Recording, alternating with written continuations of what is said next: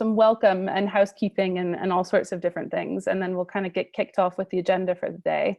I'll invite people to speak when it's time, so hopefully we've got everybody who's scheduled to speak on the call, and we'll sort of take it from there. So I just wanted to say hello to everyone. My name is Claire Fitzgerald. I'm a research fellow here at the Government Outcomes Lab, and welcome to this first session of the newly formed Emergency Responses and Government Outcomes, or ERGO, Peer Learning Group. I really want to thank each of you for spending time with us today. So I think by way of background, it's probably helpful to give a bit of an explanation of how we're thinking about ERGO and what we hope it is. So we set this peer learning group up as a platform for those in government, in provider organizations, in academia, and in other sectors to sort of share their experiences of emergency and disaster, both response and recovery. And that's including, but not necessarily limited to COVID-19. We want there to be some sort of greater learning. And we want all of this to sort of reflect on the wider implications for outcomes-based approaches in public services. So with that in mind, we really envision ERGO being a quite emergent and responsive peer learning group. And we're in the process of developing what future sessions are going to look like. So the details of those can be found at the bottom of your agenda, which my colleague Andrea circulated earlier today. And you'll note that we're kind of trying out two formats. The first is this kind of curated conversation, what we'll be having today. And the next one is on April 22nd, where we'll discuss performance and accountability during COVID-19, particularly looking at data sharing, monitoring, and auditing in crisis contexts. This second format we're trying out is a bit more participatory and less structured. It's a peer support open session where folks can sort of decide on topics and an agenda as they dial in, and we'll facilitate a conversation around what the needs are of that group that day. We'll have the first of those this time next week and kind of take it from there. I also wanted to flag that we're really thinking critically about what the outputs, both written and otherwise, should be from ERGO. And so for now, we plan to circulate notes summarizing today's conversation to participants, as well as to relevant decision makers in governments kind of the world over. And so likewise, any policy briefs or memoranda which stem from ERGO conversations, we will share with everybody as participants. I also wanted to flag that to enable kind of the production of these outputs, we do plan to record sessions, including today's. At the top of your screen, you'll see it's recording. So hopefully everyone's okay with that.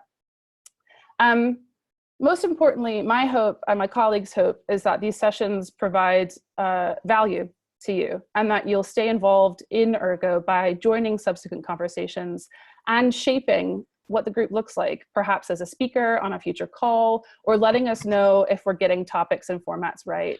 So we're doing some experimentation here, and so we're very much welcome feedback and participation. The group should serve you. We just ask that you be gentle in your feedback. So at the bottom of the agenda, you'll see my colleague Andrea's email address, but feel free to reach out to me as well directly.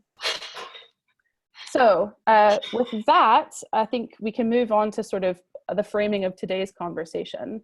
As you'll all be aware, we're talking about the implications of COVID-19 on outcomes contracts. And so we'll be hearing from outcomes funders as well as legal voices, some of whom will be speaking to the perspectives of service providers as well as investors and fund managers. I'll be chairing the session today, but you'll also hear my colleague Rory McDonald jump in from time to time. Rory actually leads GoLab's procurement of government outcomes, or POGO, peer learning group. And it was from conversations in POGO that we really realized that there was this need to speak in greater depth about where and kind of on what dimensions outcomes contracts are able to flex and adapt to the realities of the pandemic that we're all living through. So I'll just plug that if you have an overlapping interest in procurement, do check out POGO on the GoLab website. You'll find it under community, I think. With that also, I'd like to let Rory kind of jump in and say hello quickly so you can hear his voice and see his face. And also, Rory, if I've forgotten anything, please jump in before we get to housekeeping and sort of the agenda for today. No problem. Thanks very much, Claire. My name is Rory McDonald. I work as the research associate at the Go Lab. I'm a lawyer based in New York. I'm very interested in public procurement, hence the procurement of government outcomes peer learning group that so many of you are very active in. And also in the data that describe cross-sector partnerships. So I was very pleased to work with Claire to set this agenda up and looking forward to feedback and all this learning that's going to happen. Great, thanks, Rory. So just a bit of housekeeping. Given our virtual setting and fairly large numbers, today's conversation is pretty structured. I know we're all getting used to virtual meetings, and undoubtedly most of us are pros by now, but I just wanted to have a few gentle reminders on this. I'll ask that folks keep themselves muted unless you're speaking. I will be following times in the agenda pretty strictly. We've got a lot to get through today. As time allows, I may invite comments and questions during the session as well as at the end. So if you would like to speak, I'd ask that you use the raise hand feature in Zoom, and I'll invite you to speak. And when you do speak, I would like you to take the opportunity to just tell us who you are, what organization you're with, and then also if you could clarify from what point of view or what outcomes relationship your question or comment pertains to. If you're not a speaking type, you can use the chat feature, and I'll do my best to sort of feed in some of the comments and questions that are coming in via chat. I will do my best to get to everyone, but I will undoubtedly miss folks, which I guess is all the more reason to join one of our open sessions next week, or again, join on the 22nd, and undoubtedly some of these themes will continue across weeks. So with that, I think we'll go ahead and kick off the agenda. Again, we're focusing on projects that address complex social problems, primarily those based on outcomes like impact bonds. And so as a prompt, and you'll see this in the agenda, we've asked our speakers to really speak to three central questions. What guides response? If it's contract terms, if it's laws and government emergency policies, or is it embedded relationships in some of these projects? We're asking, what are those responses, right? Do we pause? Do we keep running? Do we sort of just walk a bit? Do we completely change the moves? And how does that look in sort of an immediate response context versus perhaps a longer term recovery? And lastly, we're curious to see if there's any emerging or promising practice, or sort of what is the one thing folks want everyone to avoid, to do, or to know. So with that, I think we'll kick off with comments from an outcomes funder perspective. Unfortunately, Mark Rodden was not able to join us today. He got pulled into other things, understandably. But I'll go ahead and turn it over to James McGowan. James, I see your face, nice to see you, who helps lead on the sort of very live Life Chances Fund, Outcomes Fund at the UK Department for Digital Culture, Media and Sport. So James, I'll pass it over to you. Okay, thanks, Claire.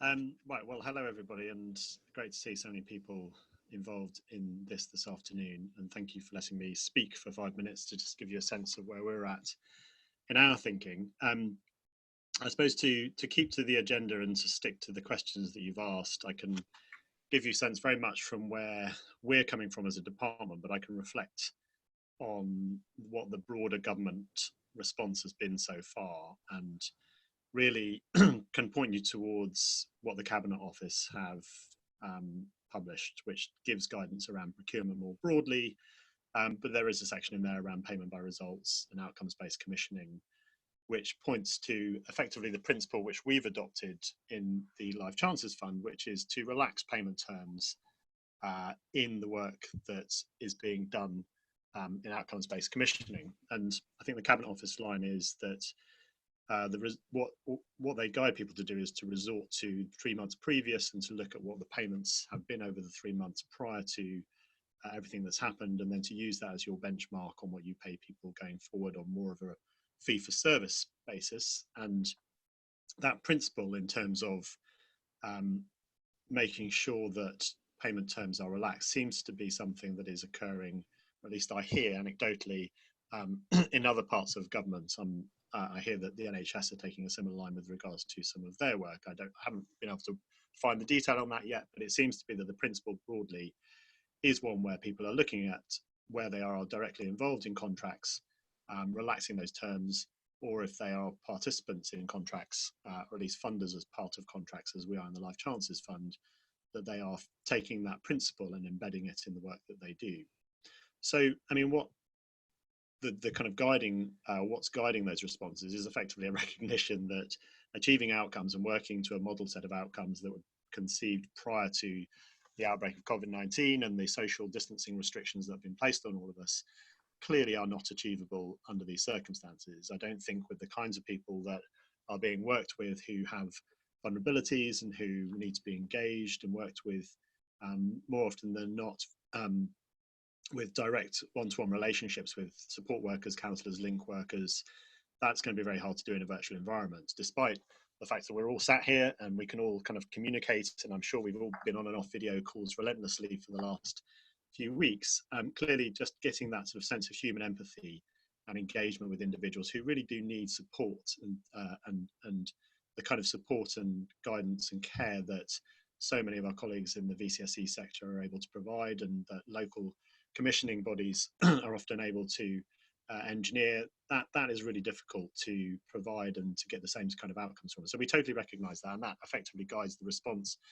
But I think from our side within DCMS, and certainly pertaining to the Life Chances Fund, which is the policy area that I run, the key thing for us was to demonstrate some leadership too. I mean, we designed the Life Chances Fund to very much be a program that is steeped in learning. The guys at GoLab will know this because they're doing a large part of the evaluation for us, Claire particularly.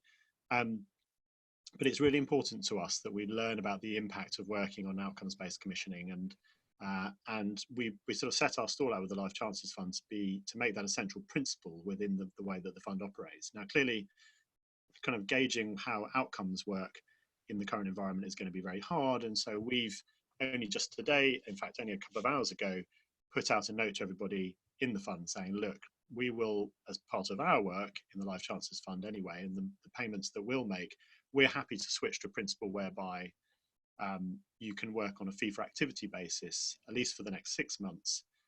We may extend that to 12 months, depending on the situation in 6 months' time. Now, clearly we're the minority funders, those of you who know the Life Chances Fund in the fund. So it will really come down to what local commissioners decide to do, and we hope that they will align with that point of view, because this is the line that's coming from the Cabinet Office and seems to be the general principle that's being taken by commissioners. But I mean, evidently that's going to be a process through which we discuss with participants in the Life Chances Fund what the individual position is of each project. So that's our response, is to some extent, where we can, keep walking, to use the phrases that you've used in your agenda. Let's see if we can try to keep services in place. And I'll talk a little bit about that in a second, because I've heard some great examples already of just where that's happening. I think we do have to acknowledge, though, that some people may need to pause, and perhaps some people can pause. And if that's something that you can do and hold on for a few months to see what the kind of the general situation is nationally, then evidently that's an option that equally we will support. Our view in the Life Chances Fund is that if you were to do that, we would certainly ensure that the money that we've committed to your project would remain in place. It may mean that you need to condense your activity over a shorter period of time, but we hope that the pause wouldn't be for too long. So we're certainly not sort of pushing people towards the idea of having to work on a fee for activity basis if that's not something that they want to do, and that they'd rather wait for hopefully a short period of time in order to deliver their services in the way that they'd originally anticipated on an outcomes basis. So look, I mean, from our perspective in government, that realization has to be front and center, and we have to be very clear. Certainly within the Life Chances Fund, I can be clear as the policy owner of saying this is something we're willing to do to try and support the good work that organisations do. So moving on to the last bit, which is really, frankly, the important part of what we try to achieve in all that we do, and certainly front and centre with the Life Chances Fund, the promising practices that we see and the work that people do. Look, the organisations that we support, we get that they are working tooth and nail, irrespective of whether COVID-19 is with us, to make sure that vulnerable people in society are supported. And just over the last couple of days, I've spoken to some organisations, and I can see very much that this is what they are trying to do, despite the current circumstances. The obvious thing that one would turn to in the current situation is virtual contact with individuals. There's no way around that. We have to stick to the guidance that government's put out around social distancing. And so having kind of a virtual connection with individuals is clearly going to be the best way of engaging them.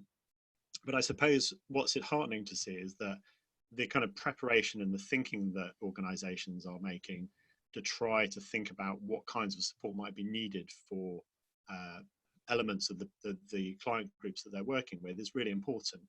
So organisations that work with schools or work with vulnerable young people who are in schools have started thinking about the additional support that they might offer to their families, because if you are a young person with needs and vulnerabilities, and that young person perhaps is stuck at home for a period of time now, whereas otherwise they might have had kind of multifaceted support in different people that they're working with in and out of the school environment.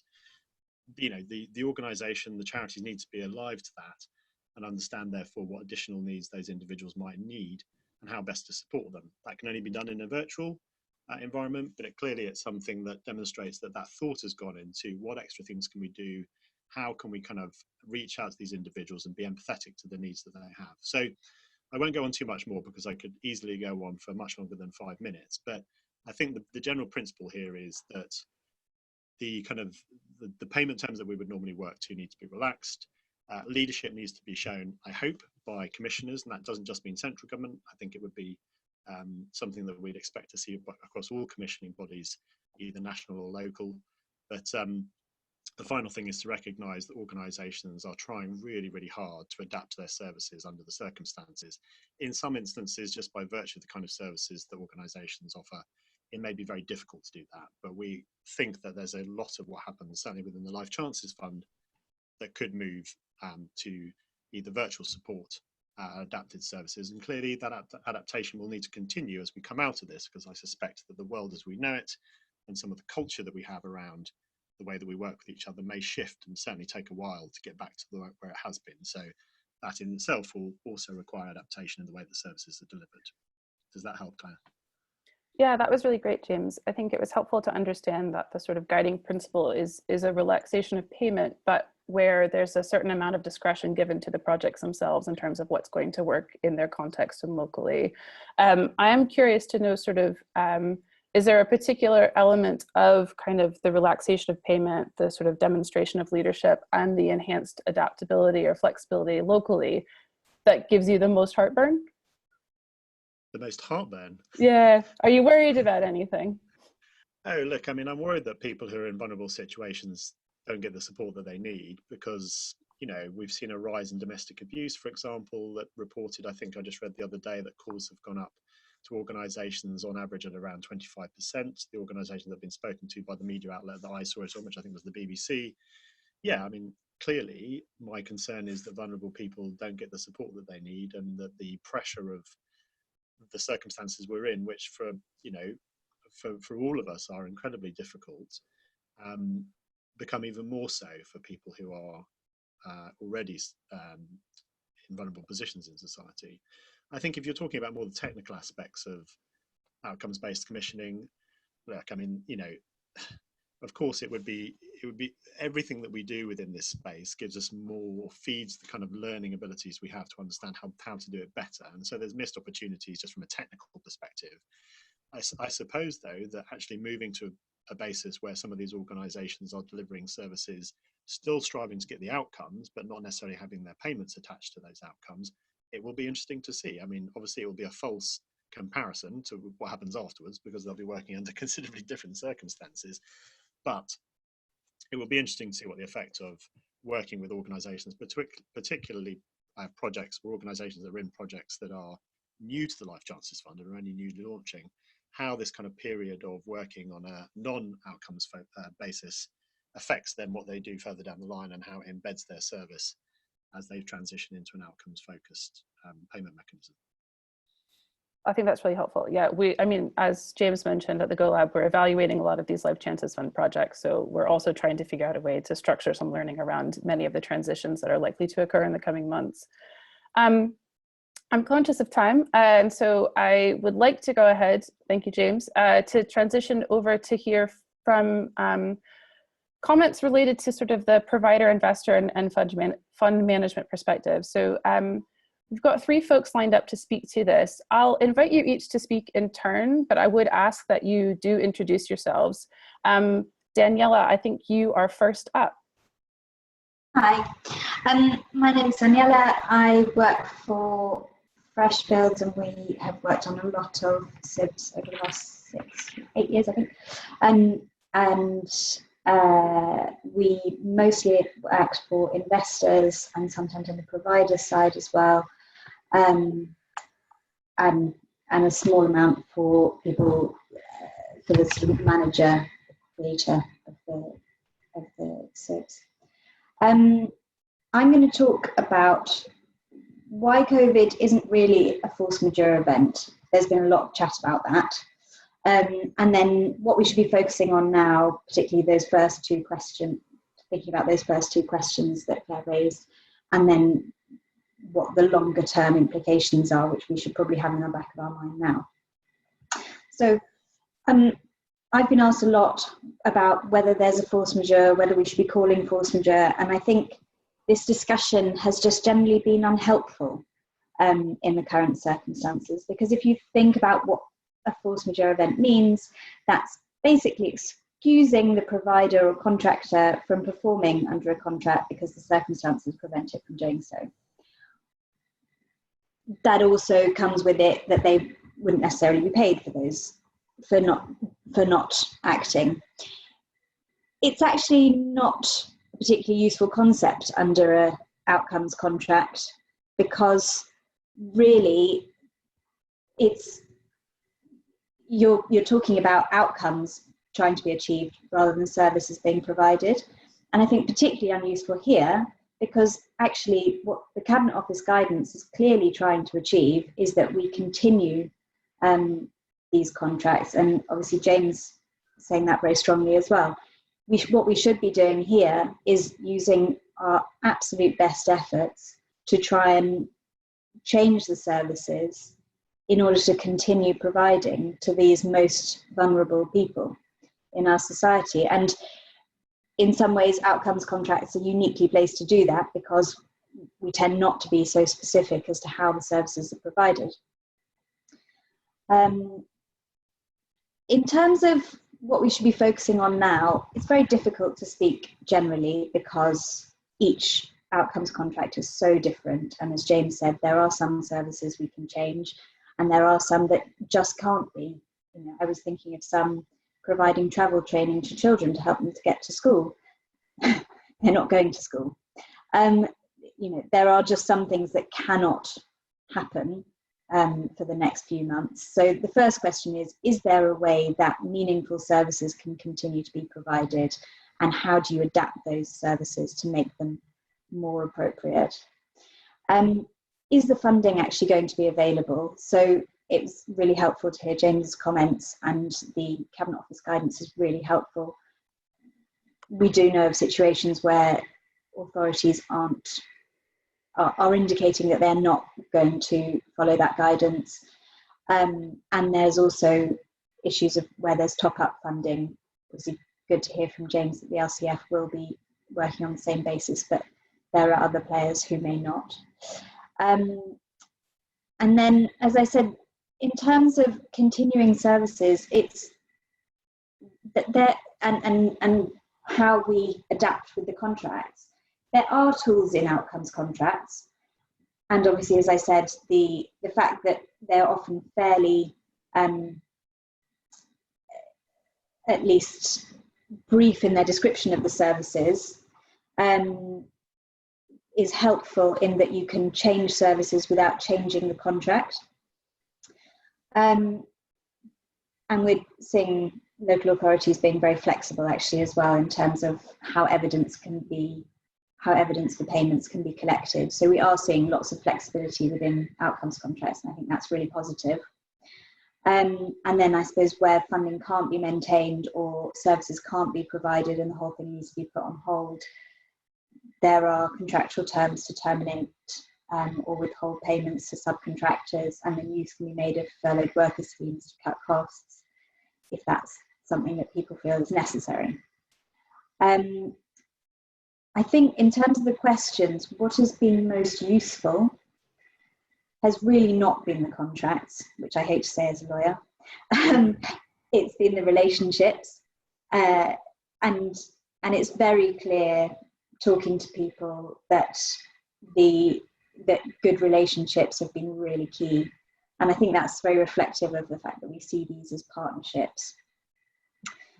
And then, what should we be thinking about longer term? Provisions of force majeure clauses only usually cover the period during the force majeure while the force majeure is ongoing. And I wonder whether the same thing is going to apply to this sort of funding period, or funding relaxation period. Outcomes contracts are fairly vulnerable to this, as they are sort of in a unique position of inputs today give rise to outcomes in the future. Now, while covering funding for the next 3 months is going to be really helpful to keep people in business, there is going to be a question about what happens further down the line. I think there's no getting away from it. As much as everyone is trying to continue to provide services online and do their best, it's highly likely that won't, given the nature of some of the services being provided, that some of those services will not be as effective. And what that means for outcomes payments down the line could be in 3 months' time, 6 months' time, 2 years' time. You know, there's problems, if there's a problem, say, with recruiting a cohort, and that cohort of people is determinative of your outcomes for the next 3 years, the fact that your funding will be covered for the next 3 to 6 months is not necessarily particularly helpful. So I think there's going to be a longer term look at how outcomes contracts are going to be impacted. And I think more fundamentally, the world will be a very different place when this is over. So people's needs will change. This is going to affect the most vulnerable. And so it may be that those people need more help than ever, and volumes could increase significantly. So I expect there will be a time for revisiting these contracts, but as I said, I think right now what we should be doing is relying on relationships and trying to agree a sensible way forward to keep providing for the next few months. Amazing, thank you. That was really, really insightful. David, I'd like to kick it over to you and see if you've got any sort of additional or complementary insights to share. Okay, thanks, Claire. Yeah, I think it probably will be hopefully complementary. Fair amount of not complementary is fine too. similar. Well, I suppose interestingly, I suppose with reference to the PPNs that have come out, I mean, to my mind, the PBR element of those is perhaps the least helpful part on a sort of a strict reading. Partly because I think there's some inconsistency between the introduction to the note, which talks about almost a suggestion in terms of looking at the last 3 months as a guide to what payments might be introduced into PBR contracts, but then in the body of the guidance suggesting it's an absolute and that's how it will be done. I think like Danielle and possibly James as well has alluded to, you know, helpfully there seems to be, and going to the first question in the agenda, a sort of a hierarchy that's naturally evolved in terms of, you know, perhaps people are starting with the contract, quickly recognizing that it doesn't cover the situation that we're in, looking at the government guidance, but again, possibly taking that in terms of the spirit of it rather than necessarily the letter directly, and then you know, sort of applying that spirit to get to the outcome that you would wish to see, and relying on those relationships that have been referred to. So that's you know, I think in practice we're getting there, but it's sort of almost in spite of the contract and to some extent the PPN too, because again, kind of building on what Danielle said, you know, if you look at the payment profiles of a typical outcomes contract, they're not linear. So if you're going to say it's going to be the last 3 months that you base payments on for the next period of time, then it can be fairly random as to whether that's a typical period, if there is such a thing as a typical period in one of these contracts, or it's going to be, you know, particularly beneficial or unhelpful to the provider in any particular case. So as I say, hopefully in most cases it's going to be a case of the relevant parties agreeing what's appropriate rather than necessarily just sticking to the letter of those things. I think more generally, you know, this move towards collaboration and away from sort of contractualizing things is something that might be really helpful to try and take forward you know, into future, not just active relationships and contracts, but possibly trying to build it into how these things are commissioned and developed from the beginning in the future, which would be a good move. I think it's been really helpful, you know, both the fact that the contract itself and the nature of the relationships do coalesce around a common aim, that there is an objective that commissioner, provider and investor are all in theory and hopefully in practice aligned with and directed towards achieving. I think makes it easier for that sort of flexibility that we're seeing now to be employed, and again is something else that can usefully be built on. I do think that I mean, clearly the contracts don't address, I mean, put to one side whether or not coronavirus amounts to force majeure, but I think it's probably fair to say that the force majeure provisions were anticipated as probably, you know, unlikely to be needing to be used, whereas actually in a situation such as we're now in, whether you call it force majeure or not, if you're in a situation where effectively you need, you know, it's been estimated that you need a period of time in order to deliver the contract, to deliver the outcomes, should I say, rather than the contract, and there's a period of time in which you simply cannot do that, then, you know, sort of whether you build in the opportunity to automatically extend the contract in those terms to allow for that to happen, or at least some kind of good faith provision to have those sorts of conversations is potentially relevant, as well as possibly having to revisit the balance of risk, the risk allocation in terms of contracts being cut short. You know, if you get in a situation where it's felt that you actually cannot retrieve the situation. And just seeing if there's any of your questions on the agenda I've not touched on yet. I'd say in terms of responses, I think the immediate response is probably talking, you know, rather, as much as walking, running, and all those other movements.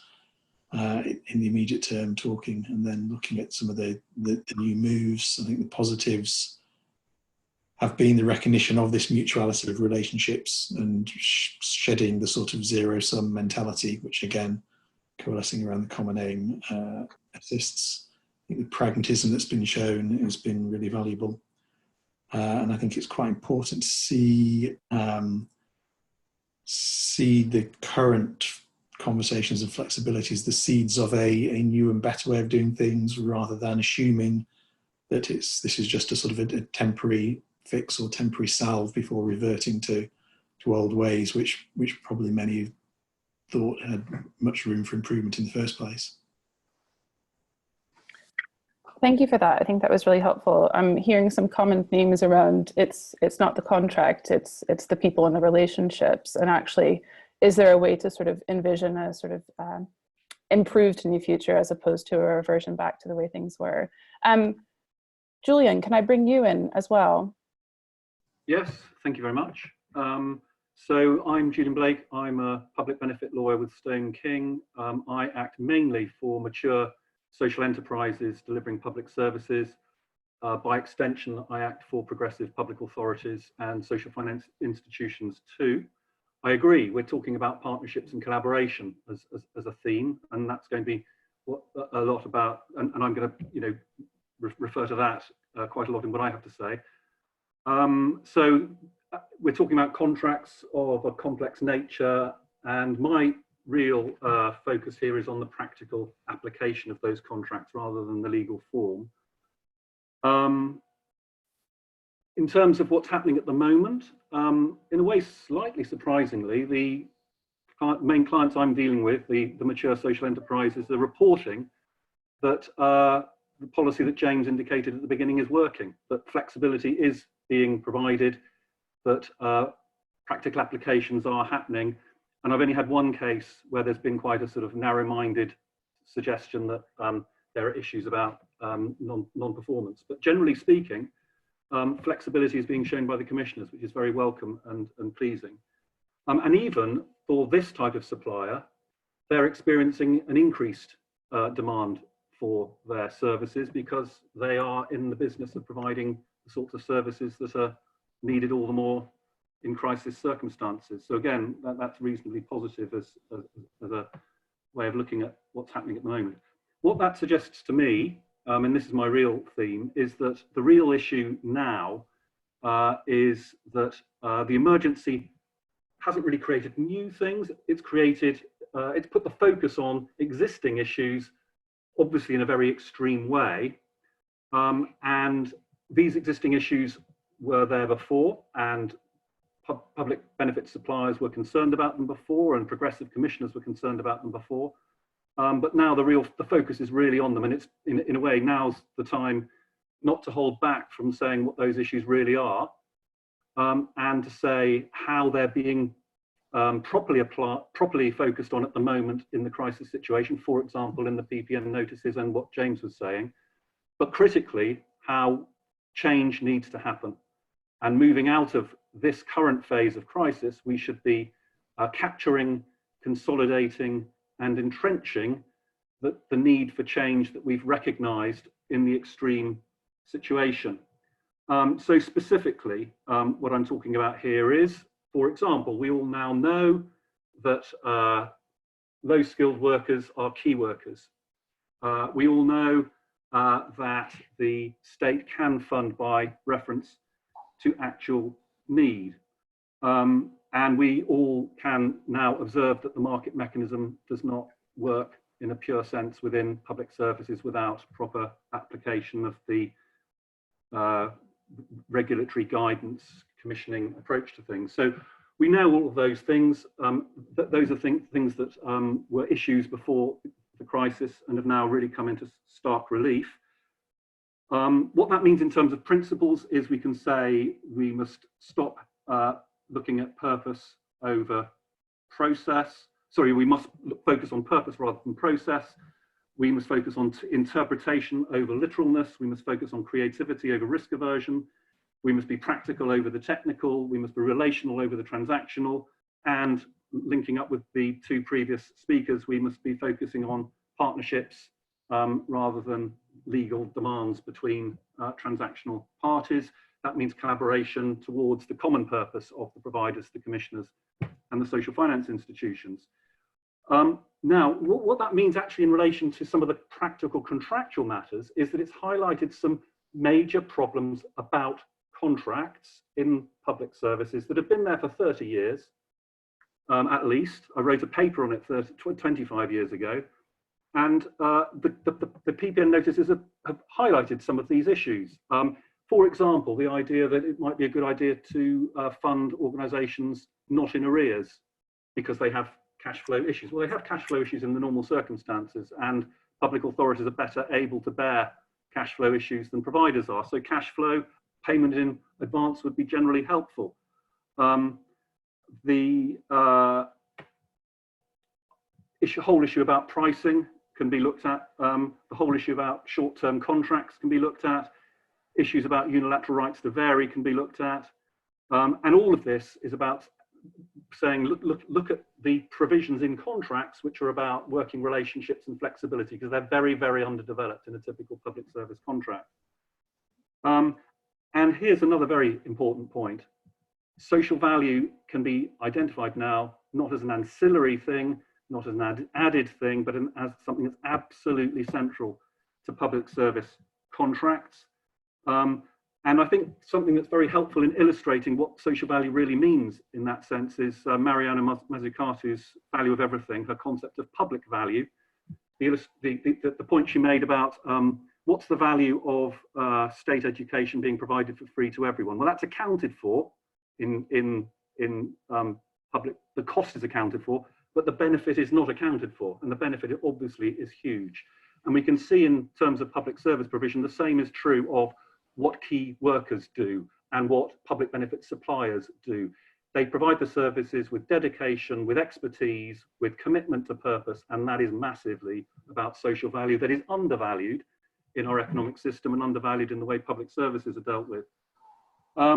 A very good example of that within the PPN notice, I think, is the suggestion that payment provisions should be reviewed by reference to an open book principle. That's a very good principle. Not perhaps as the PPN notice suggests, because it's looking for cost cutting, but more to say, what are the actual costs of service delivery? What are the actual resources going into it? What is the proper approach to a reasonable surplus that allows service providers to develop and improve their services over time? And where can we spot extractive pricing and under-resourcing, which allows for extractive pricing, so that you're getting proper value for money in that analysis. So the social benefit provider, the public benefit supplier, has no fear of open book in relation to the pricing of contracts. And it's a very good principle, it seems to me, for public services. That leads to a bigger point, I think, about how public services should be looked at now in the emergency situation, but definitely into the future.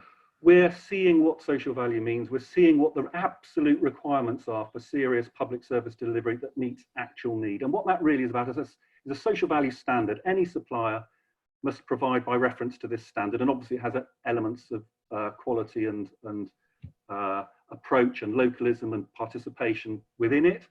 But that is what really should be the primary focus of the commissioning of a public service contract. The standard. Any supplier must deliver by reference to that standard, call it a social enterprise standard. Doesn't matter what the legal status the provider has, they've got to deliver by reference to that standard.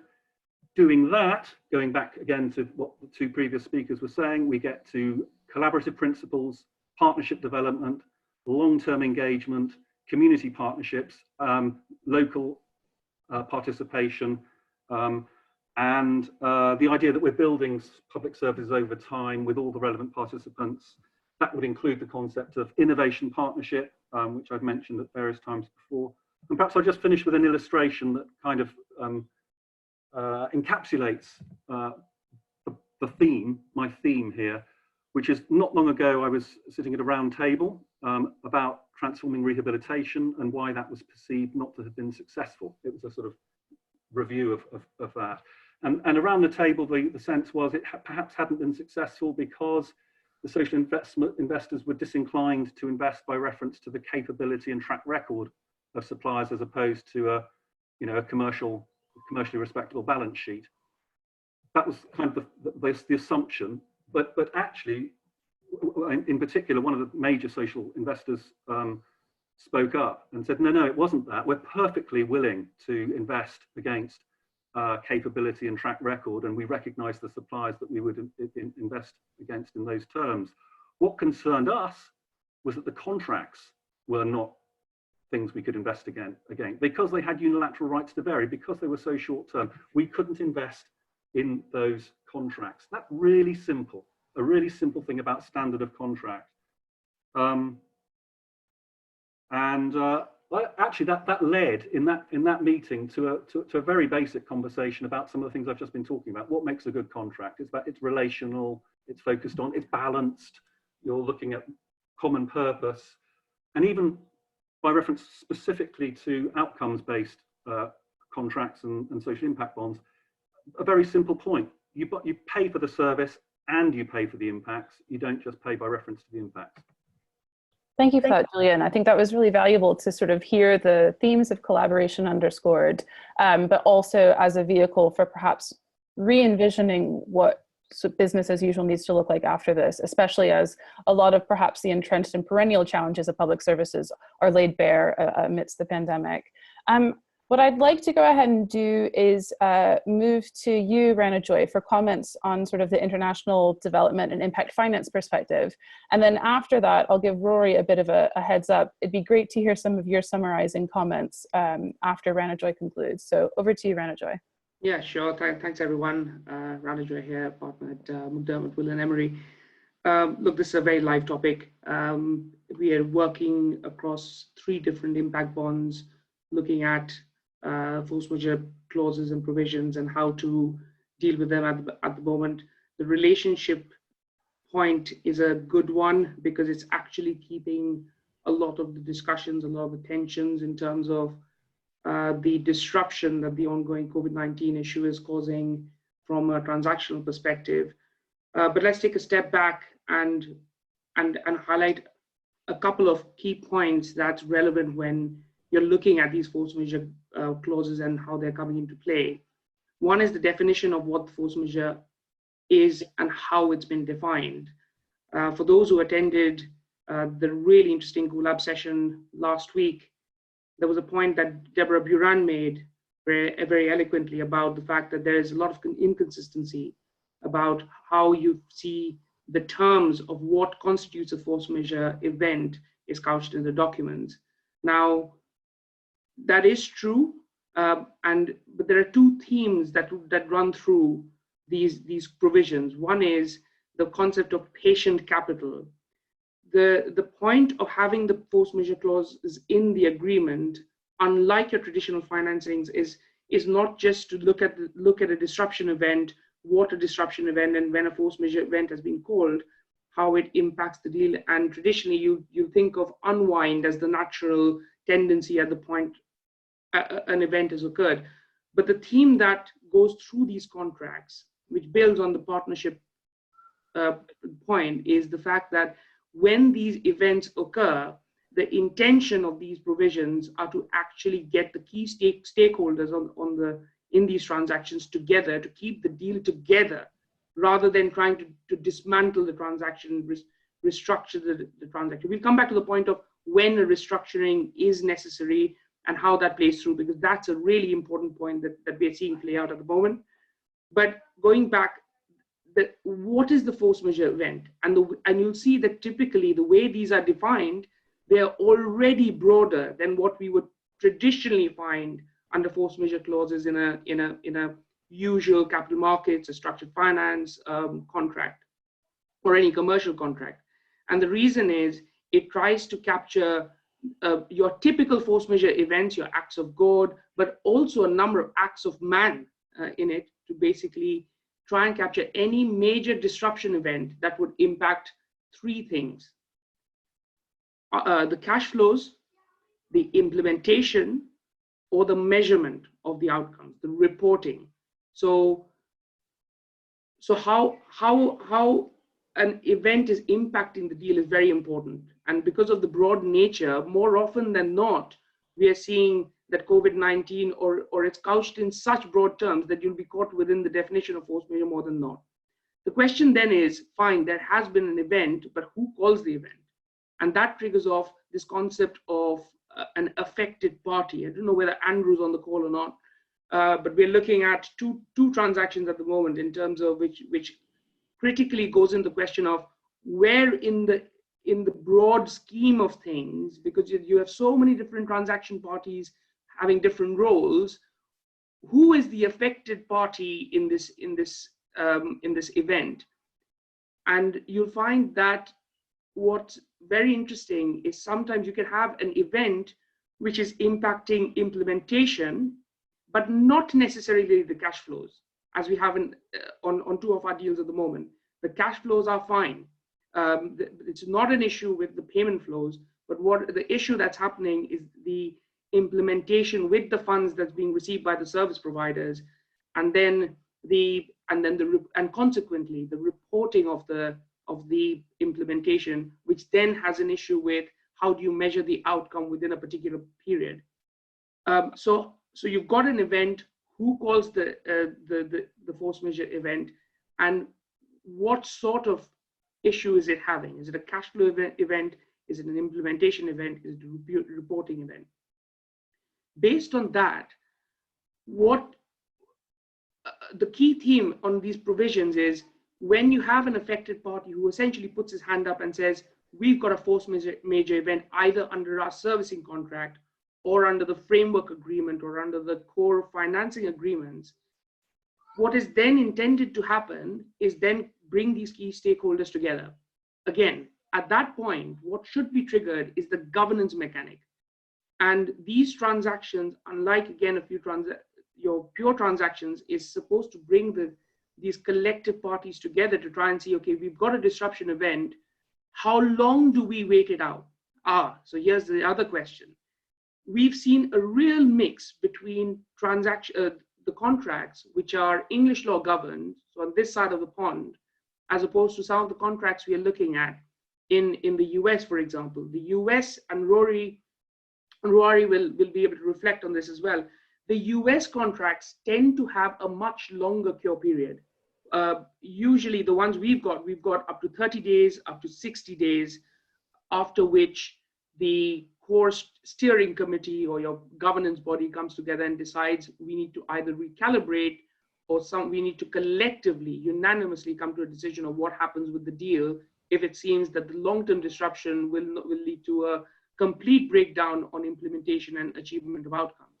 On the US side, what we are seeing is much longer periods. So you're looking at from minimum 60 days to 90 days. We've even got a contract which has a 1-year cure period on a force majeure event, which is quite unprecedented. So one of the things that we are working with the Grannon Center and Deborah's team at NYU is to come up with a suggested model law, for example, because there's a real case for perhaps this group to reflect on some of the points around consistency of how we can propose a model force majeure clause, but the governance mechanics in line with that event going forward. There's a real case for that. And the final point I want to leave you with is this theme around, I know we've talked about the construct of the document, we've talked about the partnership, but what we are seeing on these cross-border development impact bonds in particular is that there is aggregation of capital.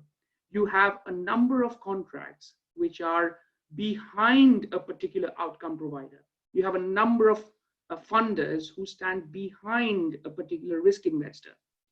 And what we are seeing is that there are force majeure provisions at the outcome payer level, at the investor level, at the underlying service provider level, but also in the back-to-back arranger levels as well. So, and the most interesting thing is, because during the contracting process, remember, as finance lawyers particularly, we are looking at the impact bond finance framework. You could have a foundation, a grant, or a semi-governmental organizations who are coming on board these development impact bonds as the outcome funder, but they've already got a whole bunch of funding coming into it, which have these provisions which does not align with your impact bond documentation. So there's an inconsistency which we are having to match up at the moment. So we're doing two things. One, there is an ongoing discussion process within the impact bond framework to try and see how we recalibrate, how we hold everyone together in the meantime, because now, especially being in the eye of the storm, as we are at the moment, now is not the time to talk about termination or refinancing or restructuring in a way which would have a very bad impact on the vulnerable communities that these transactions are trying to serve.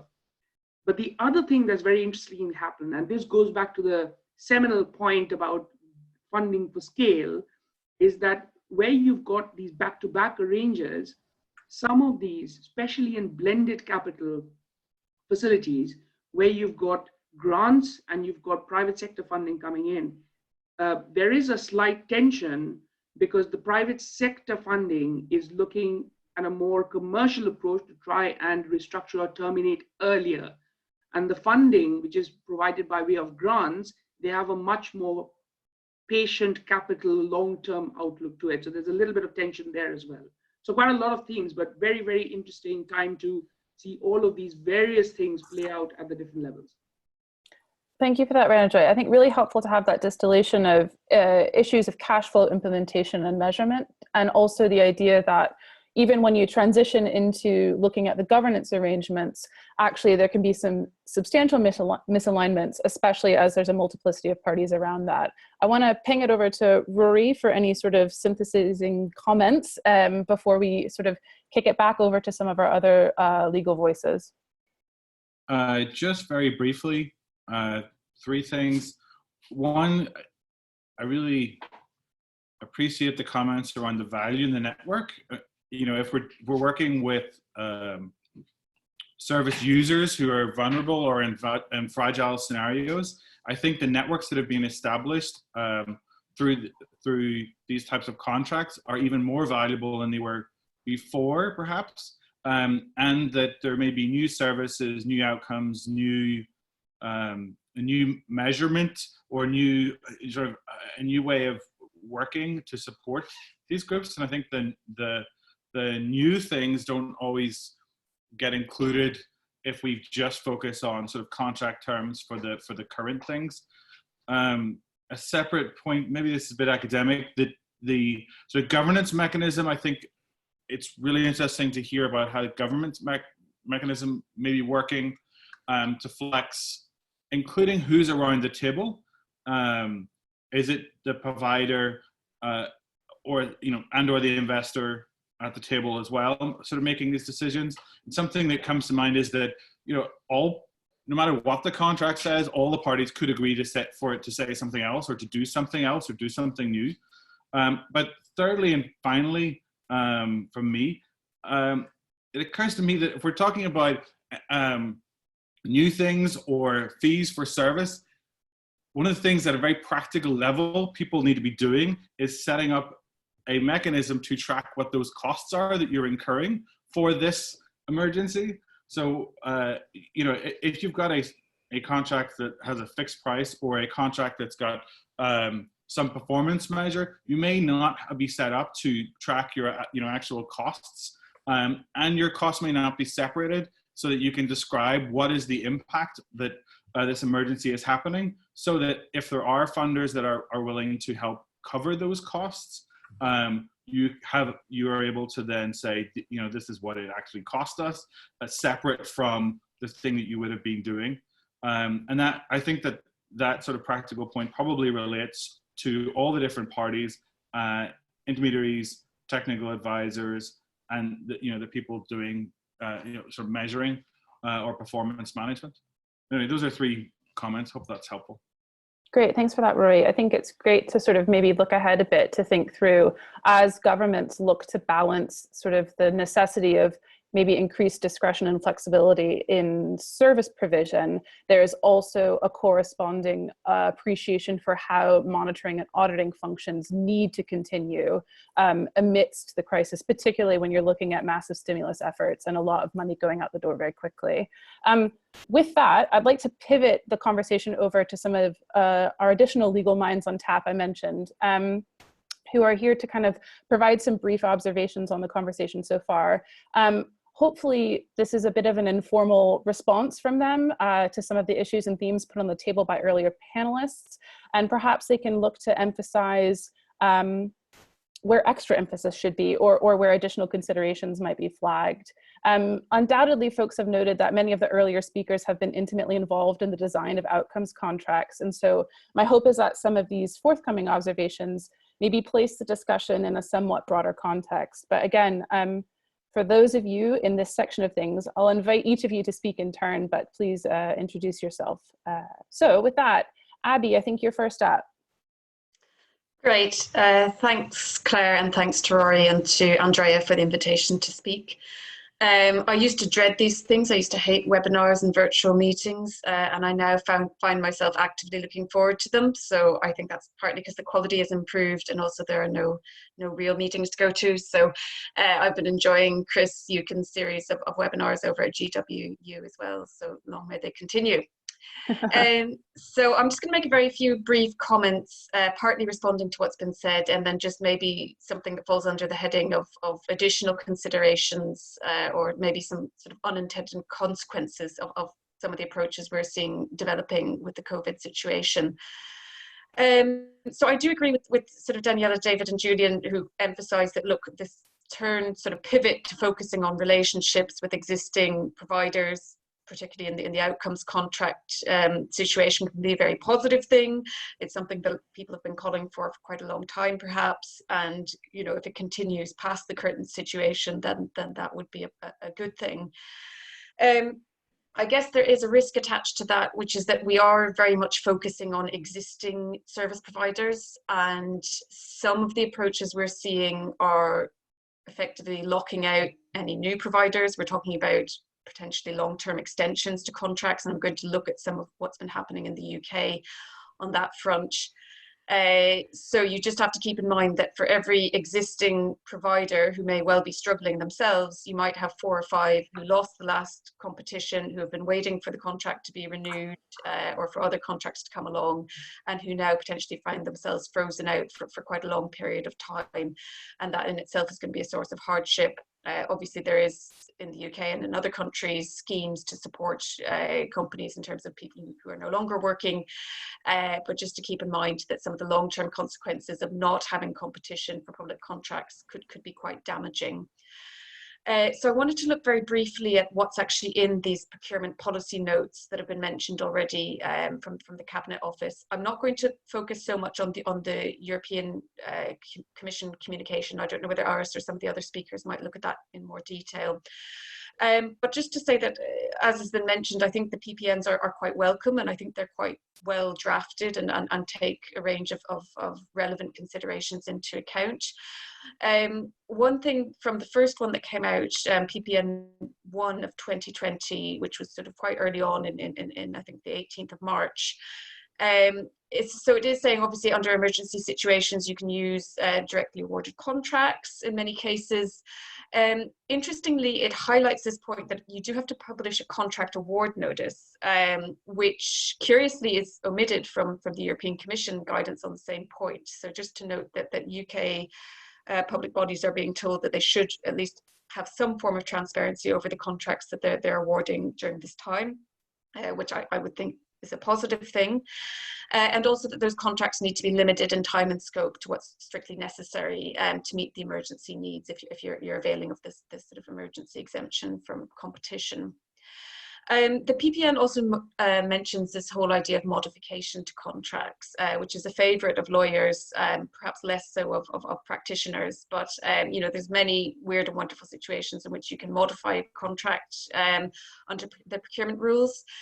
And you know, the PPN says, look, this might well be one of them, where you could justify, for example, an extension to an existing contract. And I had a very brief look at the OJU notices that have been published over the past week in terms of modification notices from the UK, just to see, you know, are people actually taking advantage of this? And it seems they are. So there are about 18 or 20 modification notices published over the past week, whereas in an average week in the pre-COVID times, that would be about 2 or 3. So you're seeing a good 5 or 6 times as many modification notices. Not all of them mention COVID as under the sort of grounds for modification or extension, but a fair number of them do.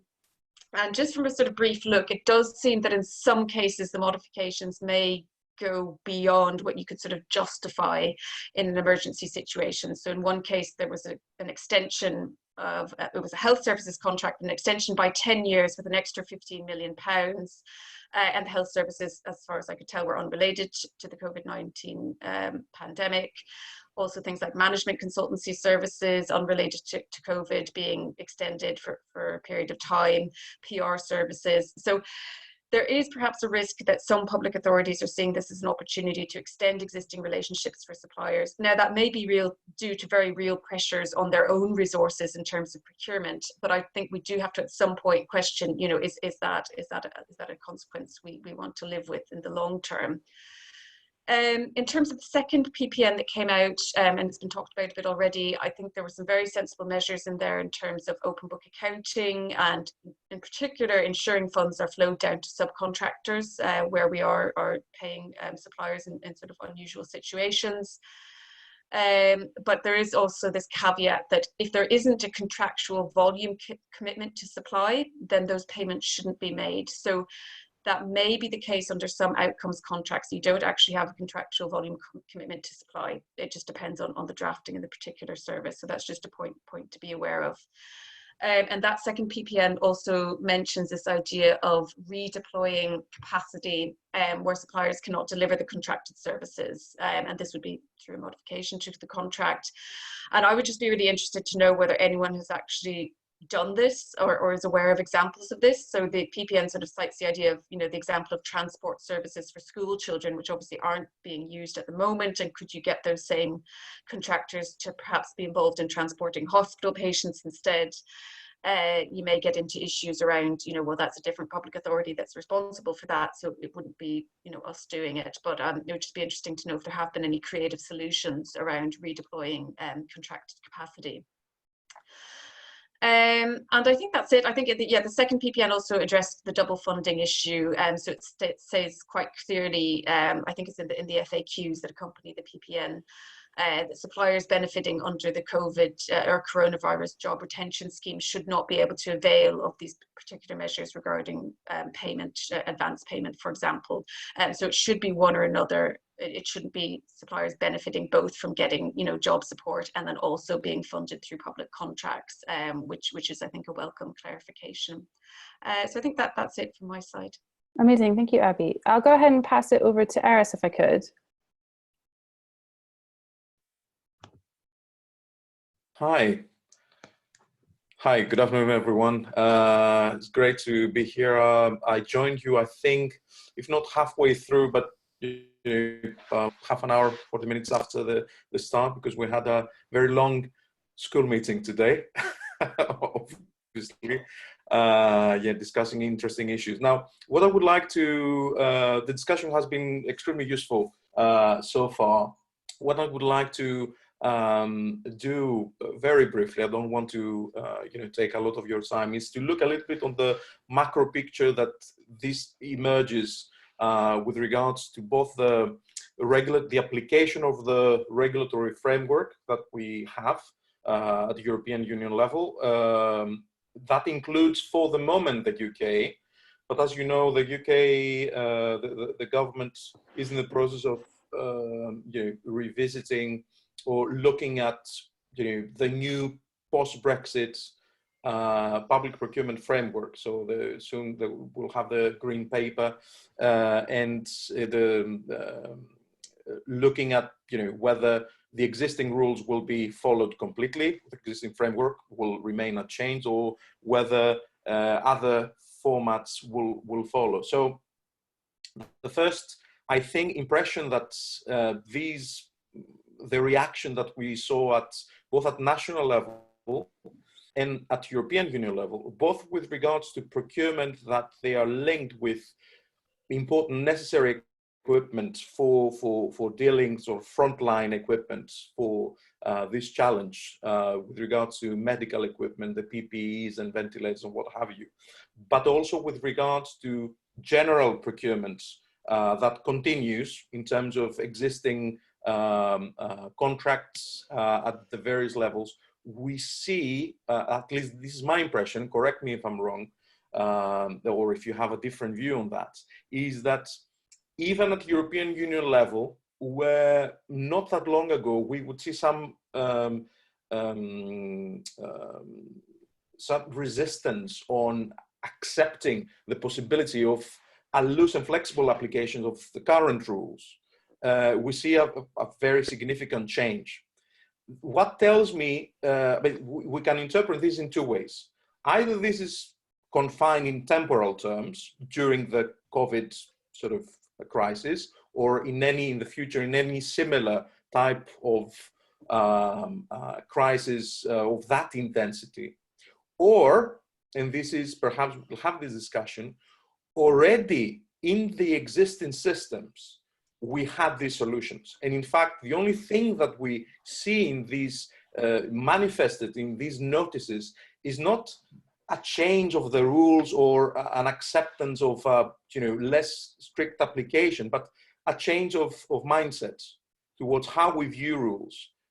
Before the COVID, I think the approach was very much to look at rules as obstacles, like what can we do, right? What are we allowed to do under these rules? Whereas now I think there is a more interesting approach, and I was surprised to see that also is the approach, it seems that at the moment exists at the European Union level. I'm talking about the Commission and the other relevant authorities, to look at the rules and say, okay, how can the rules help us deal with the problem? Now, that's a completely different mindset, and it very much, it's linked with previous observations about looking at existing and even potential future contractual relations in the context of procurement from a more cooperative perspective. This sort of, we are all on the same page, and having at the end of it, not so much or as a priority the strict compliance, right, with the rules. We look at compliance more as a means to an end rather than the end itself. And we all know, those of us that we will look at procurement, how it has been applied over the years, that quite often there is a diversion of, the end, which should be the outcome, right? The bridge, the highway, the facilities, from that to ensuring that the process up until the award was compliant with the relevant rules. So I see a change. Now, as Abby mentioned correctly, this carries some risks. And the risk is that the opportunity of more loose application of the existing rules may lead to contracting authorities or other actors going towards the completely opposite end, and as you said, as Abby said, create these essentially in effect set-asides markets for various service providers or suppliers for a longer period than the one that the original terms of the contract intended. So that means that we civil society, the various monitoring organization, and for these reasons, particularly for the contracts that have been awarded or are being awarded on the basis of the negotiated without prior notice, even in cases where there is the obligation, and as Abby said, to publish a contract award notice, is for example, the National Audit Office ex post to have a very, very close look at all these things. And I will close my my small interventions if I'm throwing an idea. We've discussed so much so far the issue of force majeure, or these sort of abrupt change of circumstances from the point of view of the of suppliers mainly, unless somebody looked at the other side at the beginning where when I was not here. Of course, one can contemplate the reverse side when, for example, for contracts that they are not so important or could be afforded to scale back from the point of view of public authority. It's the public authority being, and this in some jurisdictions is easier done than others, right? To say, you know what, we stop here, or we use a clause of the contract or an explicit power that we have under our administrative law, yes, national administrative law, to stop the contract, to say, okay, it's up until here and no more. There are some interesting, I think, human rights elements that one could contemplate. I'm working on on a paper at the moment to see that side of the equation and see how all these new abrupt change of circumstances may be looked at from the point of view also of other human rights protection instruments. And by human rights here, I mean the right to property in particular. So I will stop here. Thank you very much for the opportunity. Excellent. Thank you so much, Harris. I know we're short on time, but I am going to go ahead and ask for comments from Chris Stone and Chris Eukins. I don't know that we'll get to questions today, but I would just like to flag that many of these themes we will pick back up in next week's session, which may afford us a bit more time to speak about them in a discussion, kind of in a meaningful way. So with that, Chris Stone, can I invite you to jump in?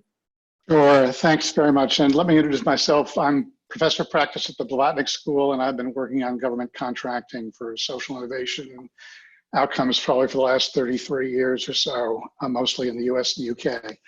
So let me just pick up a couple of themes. Everyone acknowledges that we want to keep going with the services. The point is not to stop or simply unwind the contracts. And as Ranajoy says, we want to build on the relationships and not be tied to contractual assumptions that have been overtaken by events. But I want to raise a possibly controversial suggestion that we should not be doing what James said at the start, to move to a fee for service or fee for activity or other, as he said, quote, non-outcomes basis move because of the crisis, turn outcomes contracts into non-outcomes contracts for the emergency, but instead sticking to outcomes by adapting those outcomes to the new circumstances, something like what Rory was suggesting. And I want to suggest that we've got an analogy with venture capital we can use here. Venture capital's way of investing with milestones before there are profits is actually a kind of outcomes-like approach.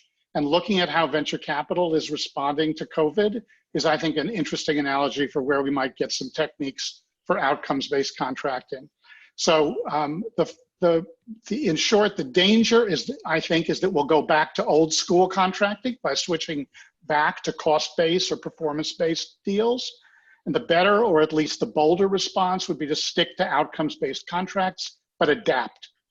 And that's the lesson I think I want to take. So the consensus view with VCs is, to quote one recent COVID piece, VCs with existing portfolio companies are going to be focusing on supporting their companies with follow-on investments, and will make fewer new investments. So the point here is that they're not just maintaining their companies, they're actually increasing their investment at the moment of COVID, but they're not doing new deals. That goes to Abby's point about about the problems that new providers will have. But I think if you look at there's a Finnish VC investor who's been writing about the response to COVID, and what he suggests he's doing, and I think it's an interesting formula, is to be rigorous and specific about what's changed and the implications for each individual contract. Don't just say there's a crisis, outcomes won't happen, and so we need to give you money. Think about the specifics case by case about what's changed. And think about, as Rory was suggesting, where is there, is the problem that the need is gone, the outcome you were hoping just can't be done anymore, or that's gone? Is it delayed? Or are there actually new demands, new needs, new outcomes we could be focused on in that particular contract? And that in light of those persistent needs or new needs, how can the operation that you've put together, what's going to be critical that could be done, what would be nice to do, and what do you need to stop doing? The main advice in the VC world is the same as that we see in the Cabinet Office emphasis: transparency, transparency, transparency. Internal transparency with staff, external transparency with investors, external transparency with beneficiaries. But keep the focus on outcomes. Revalue the outcomes you were seeking and see if there are new outcomes that you can actually shift the contract to modify.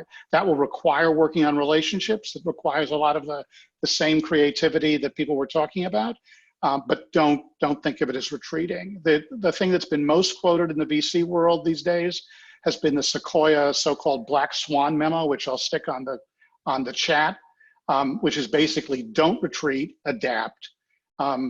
One oft-quoted phrase from that memo is that nobody ever regrets fast and decisive adjustment to changing circumstances, and that the survivors here are not going to be the strong organizations or the smart ones. They're going to be the adaptable ones. The Cabinet Office guidance allows for this. I agree with David that the 3-month average is really a kind of a silly plug for outcomes-based contracting. But if you want to pick some new outcomes that matter, get some new needs, figure out how to redeploy those school transport contracts in the way that Abby was suggesting, the Cabinet Office guidance does allow you to change the terms and do something bolder than the 3-month. I'll leave it at that. Amazing, thanks for that, Chris. And now Chris. Thanks very much. I want to talk just quickly about some of the issues we see popping up. And the thing you see behind me is a webinar that we're having tomorrow. It's at 1400 hours UK time. It's on fraud issues in public procurement. We're having another one next week on protectionism in procurement. And that relates to what I just posted, which was the Trump administration was supposed to put new export controls in today on the export of masks, and it was not published on the Federal Register, and our hope is that those export controls won't come into place. The big picture here is leadership. This is a time of crisis, and it's very important for there to be clear normative statements as a matter of leadership. I'm going to talk about a case study in litigation I'm participating right now that has to do with private prison services. They're halfway house services for prisoners leaving the federal penitentiary system, and there's an effort right now to get those former prisoners, those offenders who are in a semi-prison situation, halfway houses, out to their homes in order to reduce the health risk to themselves and to the broader community. So leadership. So I put two examples there in the chat. One is Boris Johnson's quote, "There really is a society," before he went in. What's interesting historically is if he passes on the ventilator, if he dies on the ventilator, one of his last public statements will be one that there really is a society, which is extraordinary. In contrast, Trump has encouraged strategic behavior across our society in a very, very serious way. And I'm going to talk about how that plays out in this particular litigation.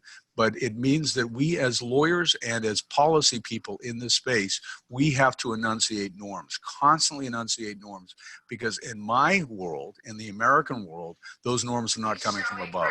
It means individuals have to enunciate those norms. And it's a really important lesson to carry into this, whatever context we're working. In our federal system, the force majeure clauses are highly elaborated. They've been built over 100 years in the federal procurement system. Most of them have to do with delay and not with compensation. The compensation now has to come through a legislative provision, the CARES Act. The Republican Senate, the Republicans, terrified of losing the majority in the Senate, passed a $2.2 trillion bill to try to retain their majority in the Senate in the upcoming election. They agreed with the Democrats to do that.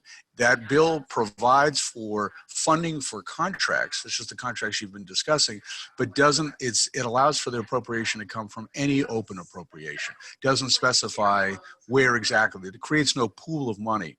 So you have the politicians setting a norm, expectation of reimbursement of contractors for additional costs, but no specific appropriations, which is then creating strategic behavior. I'm going to return to this. Strategic behavior on the part of the individual agencies, because they don't want to use their project monies to compensate contracts in this time. So a lack of leadership on the part of Congress in terms of lack of creating a specific appropriation is now leading to strategic behavior on the part of the agencies.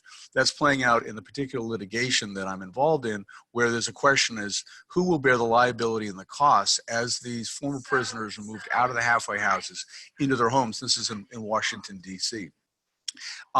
The interesting thing about that is that the rules process, part of the strategic behaviors, you have legislation saying you should compensate contractors for additional costs. The rules makers who are tied to the agencies, the rules makers come out of the agencies, they're acting strategically too. They're not implementing rules to allow for payment compensation for the contractors, because the project people inside those agencies are telling the rule makers, if you put those rules in place, we'll lose project money We want to retain our project money, don't do it, which in turn encourages strategic behavior on the part of the contractors because they're not getting compensated for the additional costs. What's really interesting as a lawyer is that if you have a third party coming in this case, in this particular litigation, if the prisoners are represented by pro bono counsel, they're former prisoners. Pro bono counsel has brought in a third party, an arbiter, brought in a district judge who is resolving these conflicting stakeholder concerns really as a voice of society. So I think if there's one practical lesson I want to share with you as a lawyer rather than as a professor, one practical lesson I would share with you is, to a remarkable extent, bringing in a third-party arbiter like a judge as a common sense voice of society to resolve these competing stakeholders. That's not a solution I would have thought of. It was forced on my client because of a prisoner lawsuit, but it's working out remarkably well because the arbiter, that independent arbiter, recognizing the competing stakeholders, can solve things very, very well. Thank you very much. Thank you so much for that, Chris. So I'm conscious of time, and what I'd like to do is kind of maybe provide some of my own distillation thoughts. I'll invite Rory to do the same, and then we'll sort of wrap up. What I'd like to do, though, is encourage everybody to join next week. We can pick this up and all of these themes back up again and have a bit more of an open discussion about those. I think what was fascinating to me was really to hear maybe around thoughts as we all pivot into the next phase of things, and in particular thinking about what are the risks that we're actually introducing by responding to some of the pandemic itself. And so we heard quite a lot about maybe modifications to contracts, some of those maybe unsavory or not necessarily in line with what the guidance would actually have anticipated. We also hear kind of this idea that we're not necessarily seeing changes in rules, but actually sort of a mindset, and really trying to rethink how our existing systems of rules could enable us to change and shape the way that we actually think about public service provision, both in a recovery sense to the pandemic, but as well as afterwards. How do we change the way that public service provision works? With that, I think Chris Stone kind of brought us a quite punchy notion, which is that we do not want to be sort of moving away from or taking a step back into old ways of contracting, but indeed rethinking the way that we can structure these outcomes, rethinking the way that those outcomes are paid for and articulated in the existing contracts that we have. But for goodness sakes, please, let's not go back to maybe some of our bad habits, as it were. And then I think it was really fascinating to hear as well the sort of value perhaps of bringing in a third party arbiter in trying to resolve some of these tensions that feel at once both urgent and unresolvable in a reasonable timeline, and that being a quite useful tool for folks to think about when indeed it becomes quite difficult to negotiate one's way out of some of these changes and modifications in contracts. Rory, did you have anything else you might want to add to that sort of synthesis or summary of things? I would ask the group, sorry, I have the video here. I would just ask the group, are we getting this right? Are we asking the right questions? Are the people who have been speaking, is this resonating with you? Or is there something that really strikes you as just you're not seeing it on your specific projects? The opportunities to email us with that feedback, but also, as Claire mentioned, there's a less structured session next week for people to just talk about these things, and and all the speakers would, I think, appreciate your feedback based on what people are seeing. And then, how cool was Ranajoy's background? Yeah, he visited us from space. It was amazing. Anyway, thank you very much. Yeah, absolutely. Again, anything to put on my favorite Star Wars background. I mean, we like the levity. Yeah, so with that, I'd just like to thank everybody for what I thought was a really interesting discussion here, and I definitely hope that we can continue on with this in the coming weeks. Yeah, and as Rory suggested, we really want feedback. This is a bit of an experiment for us, so as much feedback and sort of detail and willingness and participation as we can get, we're very open and willing to flex to sort of what the desires of the group might look like. You can email me with that information, or indeed anyone on my team. And so I would just also take a moment to plug not just next week's, but actually some of the themes coming up around kind of how do we ensure that services are delivered in a are meeting sort of minimum service requirements, especially as folks really try to tackle what is likely to be a month-long process of readjustment. That is exactly the sort of rationale for the session that we're trying to structure on the 22nd of April, which again is around performance and accountability during COVID-19. And that is in terms of sort of the data sharing that we expect, monitoring regimes, as well as auditing in these kinds of crisis contexts. I'd also just plug that we have lots of additional resources available on the GoLab website.